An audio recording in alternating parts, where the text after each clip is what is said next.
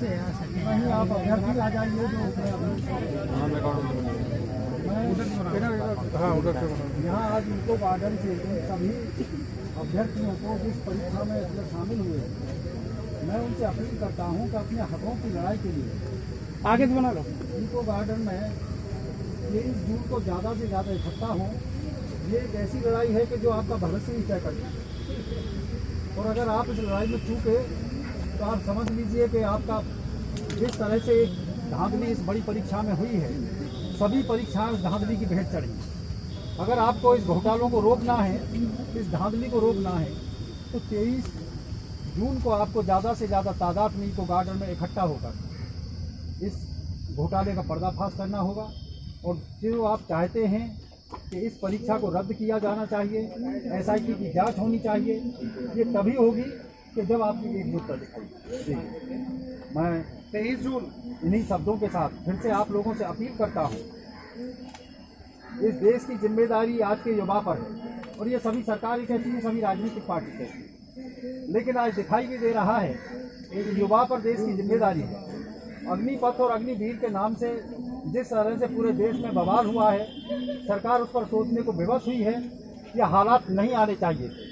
हिंसा का हम पूरा पुरजोर विरोध करते हैं, लेकिन हिंसा तक ले जाने की जिम्मेदारी उन लोगों की है जो देश को चला रहे हैं, प्रदेश को चला रहे हैं। उनको फिर से सोचना चाहिए। और जहां आज एक 62 दिनों तक आंदोलन चलता है, अहिंसात्मक रूप से महात्मा गांधी के देश में आप लोग आंदोलन चलाते हैं, और ये अहिंसात्मक रूप से सिर्फ इसलिए चला है कि इसमें आप सब पढ़े लिखे समझदार लोग हैं, मैच्योर लोग हैं। मैं समझता हूं कि ये 17.5-18 साल के बच्चों के लिए जो एक योजना लाई गई थी, और जिनको वो योजना भाई नहीं, 4 साल के बाद ये पता चलता है कि 4 साल में उन बच्चों को हथियार चलाना सिखाया जाएगा। मैं समझता हूं ये देश के दुर्भाग्य की बात होगी। 4 साल के बाद जब एक हिंदुस्तान का युवा हथियार चलाकर वो बेरोजगार बनेगा, तो मैं समझता हूं कि वो कौन से राह पर जा सकता है। बेरोजगारी की समस्या जो बढ़ रही है, उससे कहीं ना कहीं अपराधीकरण की भी समस्या बढ़ती चली जा रही है।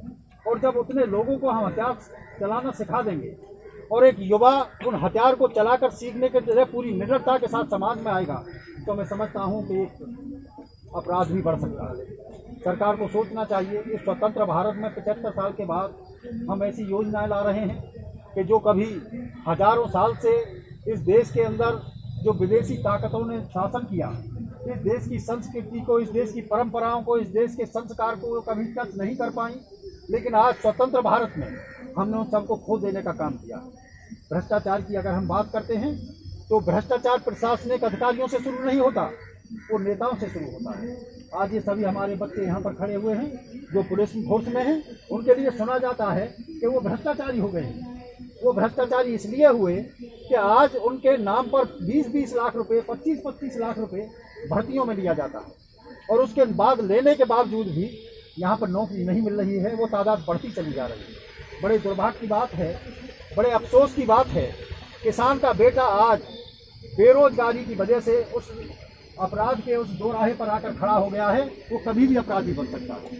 और किसान की अगर मैं बात करता हूँ, किसान के उत्पाद की कीमत ना मिलने के कारण वो आत्महत्या के उस मुहाने पर आकर खड़ा हो गया है। वो सामूहिक रूप से कभी भी आत्महत्या कर सकता है। और उसका सबसे बड़ा कारण, आप लोग सभी किसान परिवारों से जुड़े हुए हैं, सबसे बड़ा कारण ये है कि उसके उत्पाद की कीमत नहीं मिल रही। आज किसान खेती की आमदनी से कोई काम करने की स्थिति में नहीं है। और आप लोग भी किसान परिवारों से जुड़े हुए हैं। मेरी यहाँ के मुख्यमंत्री से ये अपील है, ये निवेदन है, ये अनुरोध है कि वो यहाँ का नौजवान, उत्तर प्रदेश का नौजवान, जिसमें एक बड़ी धांधली हुई है और उस कंपनी को उसका ठेका दिया गया जो पहले से ही भ्रष्टाचार में लिप्त थी।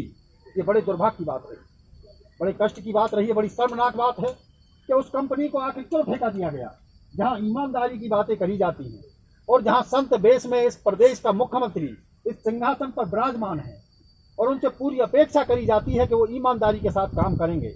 मेरे इन शब्दों को अगर वो सुन रहे हों तो इस पर मनन करें और चिंतन करें और 23 तारीख तक इसका समाधान जरूर करें। मेरा इसी को सभी उन नौजवानों से, देश के उस भविष्य से जिस पर ये देश डिपेंड करता है, इस देश के राजनीतिक लोग इस बात को कहते हैं कि इस देश का युवा इस देश की ताकत है, उस ताकत को खोने का काम ना किया जाए। और मेरी उस युवा शक्ति से ये अपील है कि 23 तारीख में इको गार्डन में ज़्यादा से ज़्यादा तादाद में पहुंचकर यहाँ पर अपनी आवाज़ को बुलंद करें। मैं सभी से कहना चाह रहा हूँ कि 23 तारीख को भारी से भारी संख्या में आकर अब यहाँ पर हमारा समर्थन करें, क्योंकि अब ये समर्थन सिर्फ युवाओं से ही नहीं बल्कि अब हमारे साथ किसान नेता आ गए हैं। अभी हमारे बीच में आदरणीय यहाँ पर नेताजी आए हैं। आज इन्होंने पूरे दिन हमारा यहाँ पर साथ दिया है। बीकेयू के राष्ट्रीय महासचिव यहाँ पर आए हैं, मैं इनका हृदय से अभिनंदन कर रहा हूँ। आज इन्होंने हमारे यहाँ इस यज्ञ में आकर आहुति दी है।